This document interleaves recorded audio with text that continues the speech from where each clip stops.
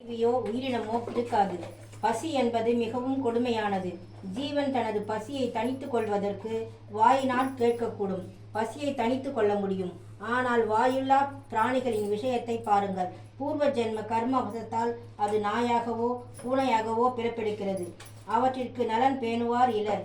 வாயினால் பசியையோ துன்பத்தையோ தெரிவிக்க இயலாது. ஜீவனானாலும் பிராணியானாலும் ஒருவருக்கு ஒருவர் கடன்பட்டிருப்பதால் மட்டுமே ஒருவருக்கு அருகில் மற்றொன்று சேர்கிறது. அப்போது அவற்றை சீ என்று விரட்ட வேண்டாம். கருணையின்றி இம்சிக்க வேண்டாம். வார்த்தைகளால் மனிதர்களையோ ஜீவராசிகளையோ அடித்தோ இம்சிப்பதால் எனக்கு மிகவும் வருத்தம் ஏற்படுகிறது. உயிரினங்களின் மீது தயை இல்லாமல் செய்யும் எந்த செயலும் எனக்கு மகிழ்ச்சியை தராது. அன்னதான விஷயத்தில் தராதரத்தை பார்க்க வேண்டாம். பசியின் கொடுமை யாருக்காகிலும் ஒன்றே. பிராணிகள் ஆனந்தமாக இருந்தால்தான் எனக்கு ஆனந்தம் ஏற்படும். மண் தட்டில் உயிரினங்களுக்கு வைக்கப்படும் ஒரு கவலம் உணவு எனக்கு தங்கத்தட்டில் வைத்தது போலாகும். அவற்றின் பசியை தணிப்பதோ என் பசியை தீர்ப்பதோ இரண்டும் ஒன்றே. அப்படி செய்வதால் உங்களுக்கு சுகம் ஏற்படும்.